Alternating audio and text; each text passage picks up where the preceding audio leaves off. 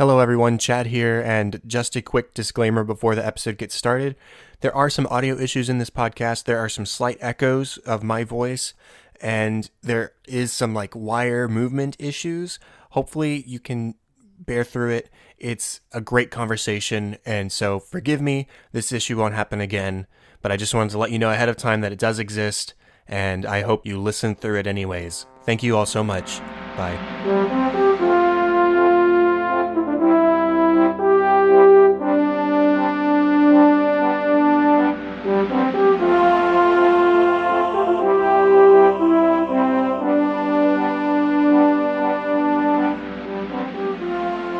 Hello and welcome to the fifth bonus episode of the Cinescope Podcast. For the first time ever, we have a new guest making a first appearance on a bonus episode rather than on a main episode. So this is Miss Jesi Nelson, and today we're talking about the 2017 live-action remake of the 1991 animated classic, Beauty and the Beast. Jesi, how are you doing tonight? I'm great. How are you? I am doing well. It's a little late on my end of things, my part of the world, but no, it's not a big deal at all. This is a new record for latest podcast recording, I think, and that's A-okay with me because I'd be awake anyways. So blame LA. Blame LA. I will do that. Well, how about for those people out there who don't know you, how about you introduce yourself? Well, I'm Jesi Nelson, and I'm a composer for film and TV. I have written for I should start with my boss is Mike Kramer, who is just an extraordinarily talented composer, and he's very generous and lets me write for him for Lego Star Wars and Ninjago and a couple films we did last year. And on the side, I'm actually part of Sideshow Sound, which is another podcast. Yes. We've had on Will and Ian from Sideshow. Perfect. Yeah, they're so great. Yeah. I think it was myself and Will and Wendell and Xander that originally found it, and then by some miracle, Ian came along, and he's just amazing. So that's great. Well, by his own profession, of course. Yes, of course, yes. And that is pretty much it, because all I do is work, which is great. It's a great thing. But yeah, we have some crazy deadlines and constant work, so. Yes. It's a very fun field to be in, I would imagine. Yes, oh my gosh. There's nothing else I'd want to do, that's for sure, yeah. Very cool. Okay, well, now that you have introduced yourself, let's go ahead and move on to our main movie discussion. So are you ready? I am so ready. Me too. So we are talking about Beauty and the Beast, the 2017 live-action remake edition. It was released just this past weekend, March 17th, 2017, and was directed by Bill Condon, who also directed Dreamgirls, The Twilight Saga, Breaking Dawn, Parts 1 and 2, The Fifth Estate, and Mr. Holmes. It was written by Stephen Chbosky and Evan Spiliotopoulos. I didn't practice that, but I'm glad that came out okay. That was beautiful. Thank you. And Stephen Chbosky is interesting because he's the guy who wrote The Perks of Being a Wallflower and also wrote the screenplay and directed the film version of that same movie starring Emma Watson. So Emma Watson, yeah. Yeah. The music here is by Mr. Alan Menken. God bless him. He's back. He's amazing. He is. He also is known for The Little Shop of Horrors, The Little Mermaid, Beauty and the Beast 1991 edition, Newsies, Aladdin, Pocahontas, Hercules, Enchanted, and Tangled, just a few of his selections. And then the songs are by Menken and Howard Ashman, who also collaborated on Little Shop of Horrors, The Little Mermaid, and Howard Ashman was also the lyricist for Aladdin's songs Arabian Nights, Friend Like Me, and Prince Ali before he passed in 91, I believe. And then new songs composed just for this version are by Menken and Tim Rice. And Tim Rice finished Howard Ashman's work for Aladdin, worked with Elton John for The Lion King and The Road to El Dorado. And that's the music. Yeah. This movie stars Emma Watson as Belle, Dan Stevens as the Beast, Luke Evans as Gaston, Josh Gad as LeFou, Kevin Kline as Maurice, Ewan McGregor as Lumiere, and I'm just going to go through the rest of the names. Stanley Tucci, Emma Thompson, Audra McDonald, Gugu Mbatha-raw, and Ian McKellen. No big deal. No big deal. Just a tiny cast list here. Yeah, just small. Well, as I like to start off these bonus episodes, we are going to start spoiler free. So if you've been listening up to this point, we've not said anything that's going to give away anything extra in this film. And so we're going to start off with just some general thoughts. So Jesse, overall, would you say, is this a worthy follow-up to the animated classic? And how does it compare in terms of story and music? Oh gosh. Well, first of all, absolutely worth it. Totally. It's so good. I was, of course, if you've ever listened to any of the Sideshow episodes that I'm in, I'm always talking about how I'm crying. Yes, I remember. Yeah. And this one, yeah, I was crying like a little girl in the theater. It was amazing. I kind of felt bad for the people sitting around me, but it's so beautiful and it's so well done, both in story and in music. And I will not give anything away, but the things that are missing from this film that were in the original, they're not really missed because the story continues so well. And the music. Oh, the music. The music is so good. It's so good. It's so nice to hear Alan Menken back in his prime and those melodies. And, it's so interesting to me listening to them again and really kind of tearing them apart, in a good way. They're very simple. They're They are incredibly simple, but they're so, I don't know what the right word is. I mean, emotive, I guess, but they just take you to a whole nother level, and it's, being a fan of the original, yeah, it's this beautiful thing of nostalgia, and it's very sentimental, and I thought that the score was just, it helped enhance the old score even more. I agree with all of those points. I think, yes, this is a worthy follow-up. The story is basically the same. They didn't, redo the whole thing here. It's the same story we know. They have added some stuff, which is good. Mm-hmm. The music is really good. The singers are mostly fine. And the new songs are good. And Evermore, specifically, I think was my favorite of the new songs. Mine too, totally. And the only maybe problem I had with the original songs that came back where there were some changed lyrics and I was in the moment singing along and I was like, wait a second, that's different. Wait, that wasn't right. Yeah, no, I had right. the same issue. But that aside, that's something I'm going to forgive over time. And that was just a gut reaction. And so everything I think is fine. So I'm guessing you're going to say, yes, the film's existence feels justified. Absolutely. I think so too. I mean, there's nothing wrong with these reimaginations, I don't think. It's the same thing. It's not like they've pulled a George Lucas and gone back to the original and spliced it and cut it the way they want it.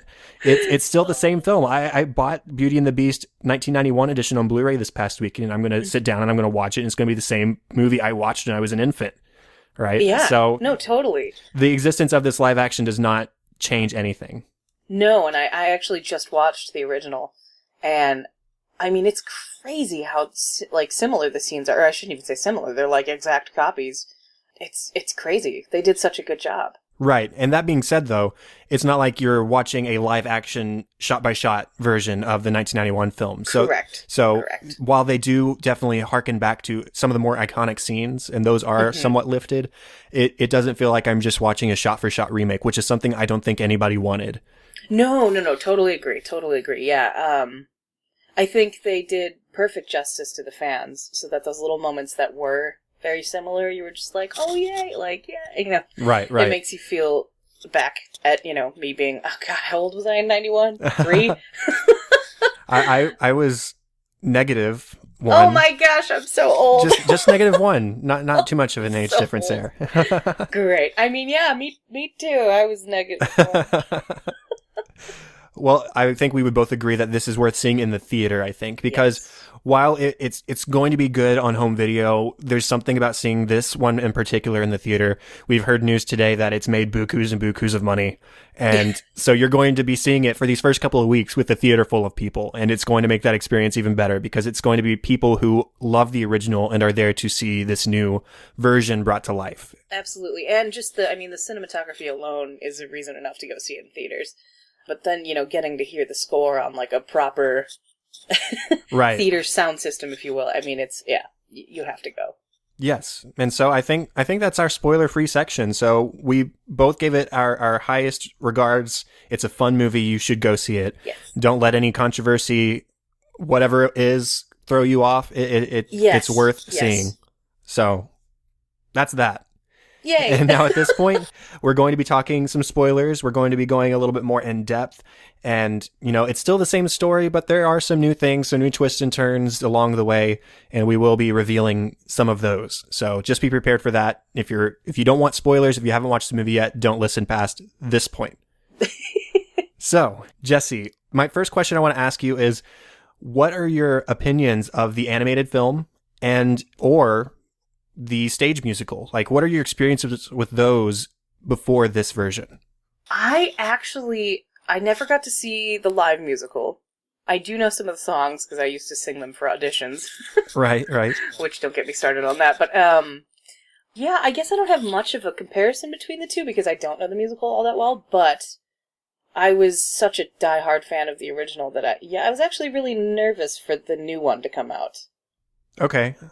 I am very familiar with both of them. Okay. Although I would say that the original film wasn't necessarily a staple of my childhood like other Disney movies like Aladdin or The Lion King were. Sure. I liked The Beauty and the Beast. It just wasn't in constant rotation on my VHS player as a kid. But my connection with the story and with the music really grew when I was in high school. I was in a production of Beauty and the Beast my junior year, and hey, I was Gaston. Yeah, no way. Yeah, I was. That's awesome. Yeah, it was a lot of fun. I had a great time. Maybe I'll include a picture in the show notes of me dressed as Gaston. So I was very familiar with both versions, and I've got to say, one of my sort of expectations for this film, I avoided all the promotional material. I maybe saw one or two trailers once. I didn't look at the soundtrack list. I didn't listen to the soundtrack. I went in mostly blind.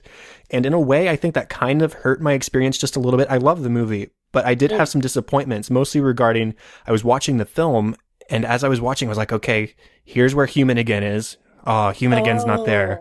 Or here's where Home is, or here's where If I Can't Love Her is in the stage production. And so I was more or less expecting, or wanting, I should say, a marriage of the animated film and the Broadway production. And that's not what this is. No, it's not at all. No. I will say it borrows some elements from the stage musical, but the only song from the musical that makes it in is an instrumental version of one song. And that's in the scenes when we are in Belle's room in the castle. Oh, no way. Yeah. I did not know that. Wow, that's crazy. It's an instrumental version of a song called Home, and it's a Belle solo.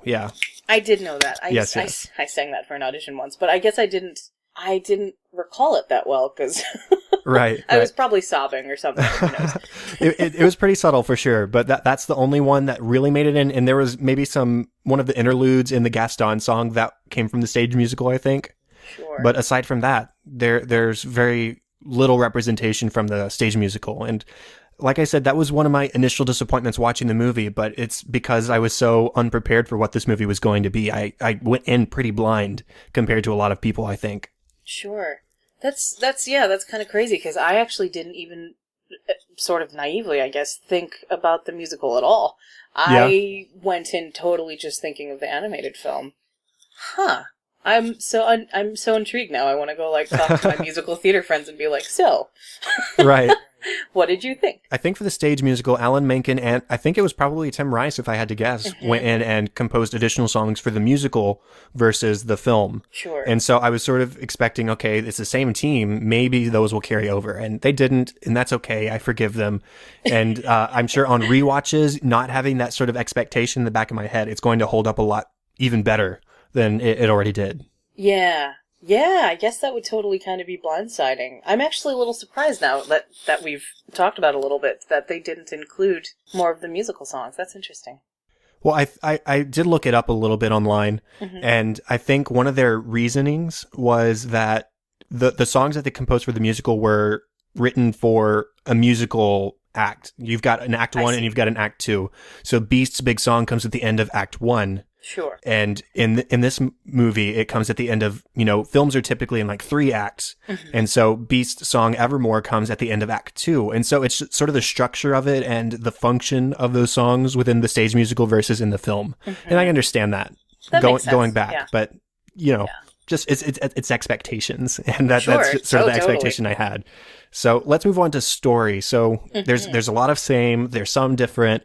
What are your favorites in either category? Oh gosh. Okay. Well, what's different? let me start there. So Evermore, like we were kind of mentioned before, definitely my favorite new song. Agreed.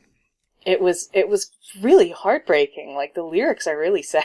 Right. Which, watching this also again at, my age now, which I will not say how old I am, it's a really sad story. And it's very relevant, like the context of the film and prejudice based on the fact that he's a beast or whatever. And it's really heartbreaking to see again and to know that when I was a little kid singing these songs, I didn't really quite understand, like, the gravity of what was in the songs. Right. And I thought that the new songs did a really good job at continuing that.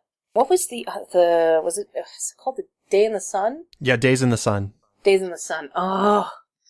I think, does it start with, it's like the young little prince singing to his dying mother or whatever? I think so. Yeah, now that you mention it, yeah. And, oh my god, I instantly started crying. I enjoyed that song too. That's probably my second favorite, and the other one I can't even remember. The other one I think is called, I have it written down here, How Does a Moment Last Forever? Oh, that's right. Yeah. It was fine. Yeah. And it was still good. Don't get me wrong. I don't think I can possibly dislike anything that Alan Menken's done. True. But I think of the three, that was maybe the one in the back. Yeah, I think I agree with that. For me, well, we already talked about how basically the framework of the story is exactly the same. It's been a while since I watched the animated film. You can maybe attest to this a little bit better than I can. But essentially, they're telling the exact same story here. The story is pretty much beat for beat the exact same, and there are only really minor differences in expansions and stuff like that. Mm-hmm. Mm-hmm. And I liked those story expansions. It honestly, it further fleshes out characters that were fairly one-dimensional looking back at the original film. I know for both of us, the original film is going to hold a lot of nostalgia value because we grew up with it in a lot of ways. Oh, yeah. But looking back at it semi-objectively, this was a 90-minute film back in 1991. That was the Disney formula. You get 90 minutes to tell a story. And sometimes the story does suffer just a little bit because things get rushed a little bit, or characters don't get fleshed out entirely well, or story elements are pushed by the wayside. And so the advantage this film had, being about half an hour or so longer, was it was able to take the time with those characters and with those story elements and really tell a fuller, more fleshed out story in a lot of ways. So I really appreciated most of the additions as far as story goes. So like one of the ones I liked was a sort of change that they made was the library that Belle borrows from in her town is from a pastor. And it's like a little 10-book collection. And so, of course, she's read all the books many, many times. And that makes the gift of the library in the castle from the Beast so much more impactful because she's gone from this collection of 10 books to thousands of books. And Sure. you can really see how something like that would really change her life. And so I appreciated a change like that. And I really enjoyed the expansion of the role of Belle's mother in her life. Yes, and me too. how I love that strengthened the relationship with her father, who is less of a bumbling idiot in this movie, Yes. which I enjoyed. Yes. Kevin Kline Me is too. great, and we'll get to that more later. But Yeah. that's a story element that is, again, semi-borrowed from the musical, because there's a couple of songs that they duet together in the musical that strengthen that relationship. And so even though it's not the same song, they have those moments where you're able to further connect with the characters a little bit more. And I really appreciate stuff like that. Yeah, me too. So I liked the longer runtime, but the only thing I would say is there were a couple of small moments, and I can't really name any specifically, where I think they could have trimmed the fat just a little bit. I like that it had a longer runtime. I think it could have done with maybe 5 minutes less. Sure. Or something like that, where they just cleaned it up a little bit, sped up a couple of scenes, and I would have appreciated that just a little bit more. Not saying I was ever bored, but there were a couple of scenes that I think were a little chunky, and they could have trimmed those down just a little bit. Yeah, I actually noticed that too. I'm trying to think of the specific scenes, and I can't really name any off the top of my head, but there were a few moments where I kind of went, huh. Again, I wasn't bored, it was just like that awkward, like, oh, this lingered just a hair too long type thing. Right. And like I said, I can't think of any specific scenes either. I need a rewatch. I desperately need a rewatch of this movie. But that being said, there were not any scenes that stand out in my mind that I could just say I disliked. I think everything in this movie, I think it's a great movie. It's really, really good. It is. And every scene that they added that wasn't in the animated version served the expansion of the story in a great way. So Yeah. that's what I have to say about the story. Do you have anything to add? No, that's all I got. Well, cool. Let's go into characters. So starting with the obvious, let's talk about Belle. What did you think of Emma Watson as Belle? Well, okay. Let me start with, I want to be Emma Watson when I grow up. Even though I'm pretty sure I think I'm, I do too. Significantly older than her, but that's a good point. She's perfect. I mean, she was amazing, and she, the reason I've always loved Belle so much is because she's like the modern day feminist. Right. And I thought that Emma did such a great job at just bringing that strength to her character. And, she's fearless, but still extremely compassionate. And, I mean, the acting, unsurprisingly, was spot on. Yeah, it's the same Belle that, I loved when I was a kid. Right, and I would almost say she's a little bit stronger. There's a moment at the beginning of the film in a scene with her father where she is able to keep pace with her father as he's sort of inventing and tinkering and stuff like that. So she's not just book smart, she's technically smart. So she's able to do things beyond what she was able to do in the animated film. And like you said, Emma Watson as Belle is perfect. Yeah. I think that was one of those casting decisions. Even early on, everybody was like, okay, I can get behind this. Yep. And so she was great, and it turned out very, very well. I mentioned earlier, maybe not all of the singers were incredibly good. I wouldn't say Emma Watson was bad, but you and I were talking earlier about how there is a certain predilection for autotune that is pretty obvious in her. Which is unfortunate. It is. Because I think she has a lovely voice. I think so too. And I was also saying, I heard ahead of time that, Emma Watson's voice is pretty auto-tuned because she's not a professional singer like some of these other people have been or have a little bit more experience than her. Sure. Yeah. And totally. I mean, she's no Paige O'Hara, but she's A-okay. She's fine.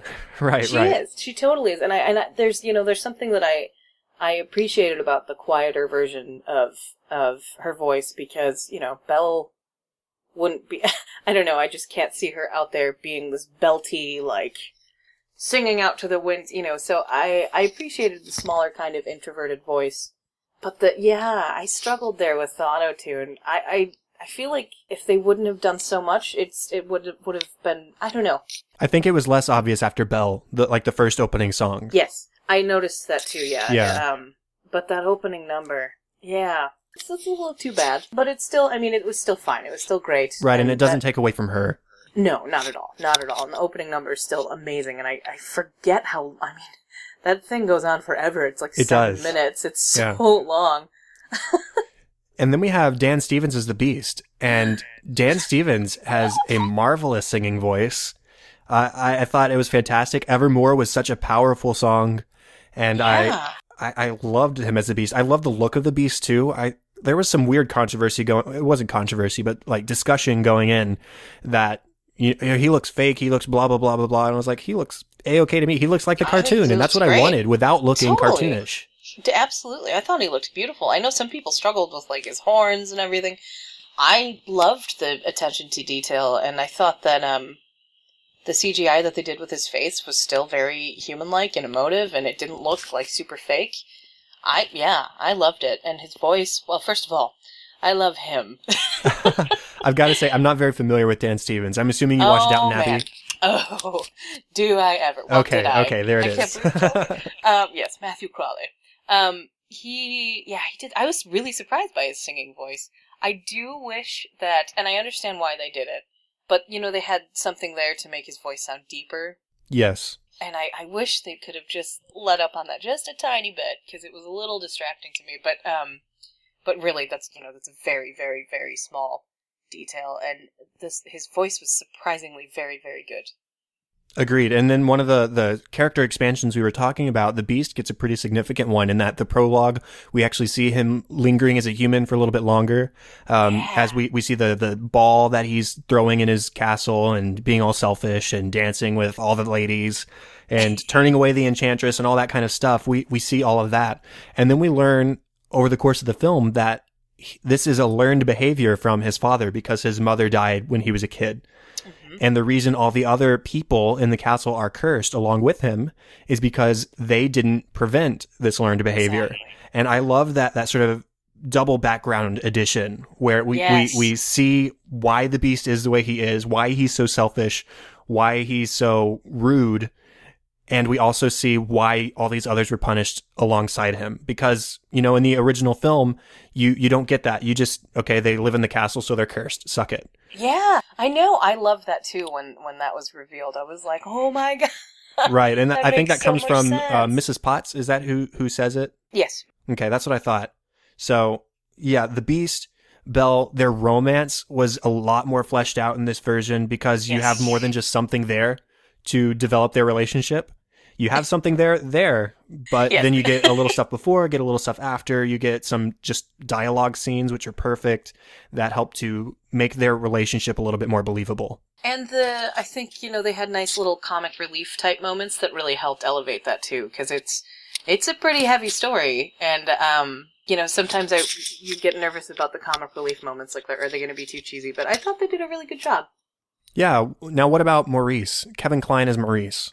Oh my gosh, okay. I love that man too. I'm just going to say that about everybody, but... I've got to say, just real quick, do you watch Bob's Burgers? Oh yeah. Okay, well, Kevin Kline is Mr. Fish Odor, and so every time I see Kevin Kline in a role, I hear Mr. Fish Odor, and he has this quote in one of the early episodes of season 1 where he goes, "Ooh, I love the fog," and every time I hear Kevin Kline's voice, I hear that. So it wasn't too much of a distraction for me, but I definitely heard Mr. Fish Odor as Belle's father in this movie. I didn't even think about that. That's so funny. Yeah, I was such a big fan of, oh my God, what's it called? The Road to El Dorado? Yes, I actually just watched that this weekend. Yeah, and he, his voice, he's obviously one of the main characters, and so I already knew that he could sing and do the voice actor stuff, but it was really good to see him back, and I don't know, there's something so soothing about his voice that it totally makes sense for him to be Belle's father in this, and like you said earlier, like, he's not just kind of a bumbling idiot. Yeah, he's more like an artist in this version. He's not an inventor, he's an artist and a creator and a tinkerer. Totally, and I loved that, and he, there was a sense of almost like a broken heart to him too, and I was really drawn to his character, and the little moment where he's singing the lullaby, when Belle goes in, oh my gosh, tears. Right, and so that relationship is more fleshed out. You find out how desperate he was to protect Belle when he had to leave his wife behind, and how heartbroken he was at having to do that, and you get a moment where he actually stands up to Gaston directly. He says, "You will never marry my daughter." Never marry my daughter. I like threw my arms up and I was so proud. I was like, yes, we didn't get this in the animated film. Yeah, I mean, Kevin Kline is a great Maurice. He's not crazy old Maurice in this version. He's just a loving father. Yeah.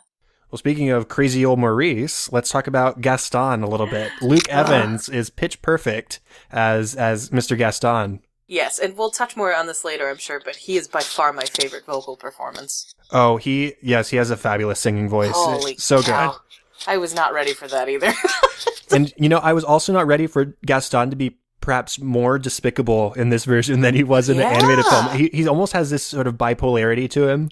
Totally. He totally does. LeFou definitely has to keep him in check a little bit more in this version, where he's so close to, like, beating Maurice to a pulp, and then LeFou pulls him back, turns him around, and he turns back around, and he's smiling, and he's calm again, and then his anger gets worked up again, and so he's got a lot more range to his character in this version. Very much so, and he's scary. He is. And, he's got this look in his eyes. Oh, yeah, and I mean, he was scary in the animated one, too, but, like, this one, because we have a little bit more of the backstory or whatever, he's pretty terrifying. And he's a lot more manipulative, too. Oh, yeah.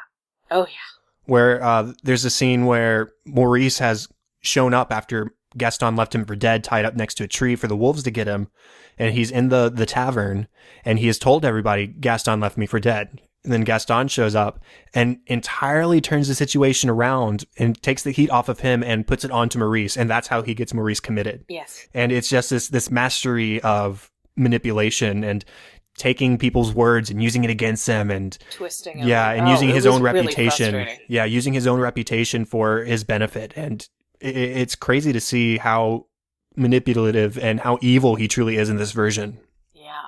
Mm-hmm. And the way he kills Beast in this version is different too. Instead of just stabbing him in the back, he literally shoots him from behind, from a distance, like a coward. Twice. Yeah, twice. Like the biggest coward. I have to laugh because I remember just like almost shrieking in my chair because I wasn't ready for it. I was waiting for the stab or whatever. And, yeah, so he shot him once and I freaked out and then I'm like, oh my god. And then he shot him again and I was like, what? Right. Isn't this Disney? Yeah, it was scary. It was, yeah. And then we have LeFou, who, as I said, keeps Gaston in check. And I really don't want to touch on any sort of controversy in LeFou's character. But Josh Gad, I thought, was great. Josh Gad is another one of those characters who, when he was cast as LeFou a couple of years ago, I thought, yes, absolutely. that is LeFou right there. Totally.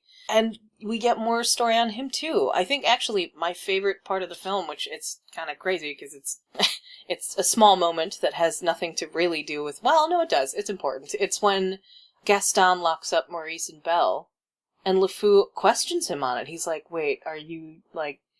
I don't know if we should do... I don't remember exactly what he says, but he's, like, unsure that he knows it's wrong. Right. And then the whole march onto the castle, he's questioning him the way there as well. Totally. And I was like... I thought that was a really good decision. Yeah, they definitely give LeFou some personality outside of Gaston obsession. Yes. And so he has those moments where he questions Gaston and he keeps Gaston in check. And then eventually, spoiler, I guess, he defects on Gaston and he turns against him. He does, because it's been the last straw. And that's great. And he gets to celebrate with the rest of the characters at the end of the movie. Totally. He gets his little waltz at the end. Yeah. Great. Yeah, he was perfect. And of course, he's also one of those that is... Well, obviously he was in Frozen, but he's got a great singing voice, and it was perfect for this role. Yeah, and I've got to shout out to the end of Gaston when he starts trying to spell Gaston's name, and then halfway through he says, "Oh, I just forgot that I'm illiterate and I don't know how to spell your name," and then they just sing the last word anyways. Yeah, good awesome. Good moment. And the last characters, I suppose, are all of our inanimate objects. And I've got to say, the inanimate objects were beautifully designed. Cogsworth, Lumiere, Plumette, the wardrobe, the harpsichord, everything is so beautifully designed. It really, blew me away. It really did. Because, I think it would be pretty easy to let that stuff kind of look a little more on the fake side, if you will. Uh-huh. But yeah, no, they really gave them personality, and so did the original, don't get me wrong, but knowing more of the backstory, like you said previously, about, why they were cursed as well, you really felt for them. Agreed, and I like that they sort of reunited with people they had lost at the end of the film as well. Yeah, oh my gosh. Well, which one was it? Was it Lumiere that was like, oh god, turn back into... Or no, it was Cogsworth. He's like, turn back into a clock. Turn back into a clock. Lumiere definitely steals the show when it comes to these inanimate objects. He's definitely the star. Ewan McGregor, I think, is so energetic. He's perfect for the role. He's not Jerry Orbach, but I don't... Right. The only person who's Jerry Orbach is Jerry Orbach, so... There was no duplicating that to begin with. But Ewan McGregor, I thought, was wonderful and delightful as Lumiere. But unfortunately, we didn't get much of anybody else. No, we really didn't. That would be my one, actual complaint rather than disappointment, was that, Ian McKellen he's got this wonderfully distinguishable voice. Yeah. And he gets some funny lines as Cogsworth here, but he's not as prominent as he is in the animated film. No, because he was kind of the leader in the animated film. He was. He was the one in charge. And even in this film, there's a line where he says, "I'm the one in charge." But Lumiere is the one who definitely takes charge, or at least whenever he's on screen, he's the voice that you gravitate to because he's the star of the show. Mm-hmm. That being said, I love Ian McKellen as Cogsworth. I thought he was one of those great casting choices. I loved at the end of something there when he it's a novel concept. Oh, I think there must be something there wasn't there before. like nobody had been singing it for the last 5 minutes.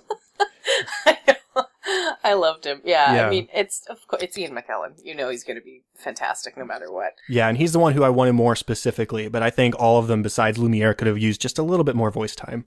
Yeah, especially Emma Thompson, because I'm such a big fan of hers. And yes. they gave her quite a bit of screen time for what her character has, but I'll always ask for more because she's just so amazing. Yeah, she was definitely number 2 to Lumiere as far as appearance and voice lines and that kind of stuff goes. But we had Audrey McDonald, we have Stanley Tucci, we have Ian McKellen, and we just didn't have enough of them, I would say. But I totally agree. Yeah, it's okay. Some stuff has to go like that, but I actually didn't know that Stanley Tucci going into it was the harpsichord. I can't remember his actual name. Yeah, I can't remember the name either. He was so good. And another one of my little favorite moments, I laughed so loud in the theater, is at the end when, like, you see Stanley Tucci playing in the background and he's playing the harpsichord. Yeah. And it's hysterical. I don't know, if you haven't seen the film yet and you're gonna go see it, like, look for that moment. Because I was in tears from laughing. It was amazing. Yeah. Is this a moment you were talking about where, as he's a harpsichord during the fight, he spits out all of the keys, and then when he's back into a human, he only has like 3 teeth because he spit out all of the keys, which were his teeth. I didn't even catch that. Yeah, yeah. I didn't catch that. That's amazing. Yeah, it was pretty funny. No, I was just laughing at his face because he was being so, like, over the top expressive on purpose, I'm sure. Right. And it was fantastic. Well, since we were just talking about a musical character, let's talk about the music. And I gotta say, this movie would not have been possible without Alan Menken returning. Bar none. It just would not have worked. There's nobody else who could come in and do what he did in so far as rearranging his music and writing new music that fits in with all the others. This movie would not have been possible without him coming back. And so I'm so thankful that he did. Yes, me too. My gosh, it definitely wouldn't have worked. I mean, and the new stuff fit seamlessly. It was beautiful, and it was Agreed. so nice to, like, hear those orchestrations again, because that specific sound is so, well, yes, of course, so Alan Menken, but so, like, my childhood, and there were, I think, what is it? It's okay. So from the original. It's the track "The Beast Dies" and the transformation. Uh-huh. That is probably my favorite thing ever from that score from the original. You know, there was some reorchestration and reimagination of some of the bigger pieces, but this one I think they really kept the same for the most part, and they used it in a different spot. But oh man, I was crying so hard because it was just so brilliantly used. And I totally skipped ahead because now I'm talking about the end of the film. I'm sorry. Oh, that's okay. The genius of Alan Menken is the very first few notes you hear of the prologue as the film is starting, and you get goosebumps. I know. I got goosebumps right off the bat. That bum bum bum bum bum bum bum. Yeah. But it's orchestrated so beautifully on the piano. Oh, I love it so much. And then the same thing happened to me at the beginning of Belle, where you have the flute solo leading in. Oh yeah. Yeah. Oh totally. Yeah. And that's what was so defining for the score for me as a kid, because I knew from pretty early on that I wanted to be a film composer. But this was the first Disney film that really, like, it stuck with me forever. Like the opening sequence is just, there's like nothing else like it. It's so brilliant and so haunting but beautiful, and you're instantly drawn into the story. And so yeah, I was really, really happy that they kept that in here. I mean, of course, I can't imagine that they would ever change that, but yeah, it was really great to go back to it. I love that the orchestrations on the whole are just bigger and more lush, which really fits into the live action versus the animation. I think it definitely needed to be expanded a little bit, and he does it so well. And then I did mention the changed lyrics here and there were not my favorite thing from the familiar songs, but I haven't listened to the soundtrack, and I know a lot of times soundtracks will include fuller versions of songs. Mm-hmm. So I don't know. Maybe once I go and listen to the soundtrack by itself, maybe there are full versions of songs. I don't know. I don't know if you can attest to that. I actually don't know. So I'll have to check it out and maybe report back. Yeah. But and I did mention the Broadway songs, even though they weren't featured at all except for the instrumental version of Home. Each of them was sort of repurposed into a new song. Like the function of those songs within the Broadway musical was given to a new song for the live action. So there's a song, well, Human Again, which was actually cut from the original animated film but was included in the stage musical, was given to Days in the Sun. This song that's talking about what a great thing it would be to be human again. Right. This is what I would do if I had another day out in the sun, out as a human, feeling the warmth of the sun on my skin. This is what I would do. And so that served the same purpose. There's How Does a Moment Last Forever, new song, which fills the purpose of a song written for the musical called No Matter What, which is a duet between Belle and Maurice, developing that relationship. And then you have Evermore, which takes the place of a song called If I Can't Love Her. And what was great about Evermore was, If I Can't Love Her uses the main theme from the prologue, the bum bum bum bum bum bum bum, and it iterates that into the song. So you have an actual lyrical song based Oh. around that theme. And Evermore included some of that orchestration, I think. I haven't listened to it much, but I think there's snippets of that prologue theme within Evermore.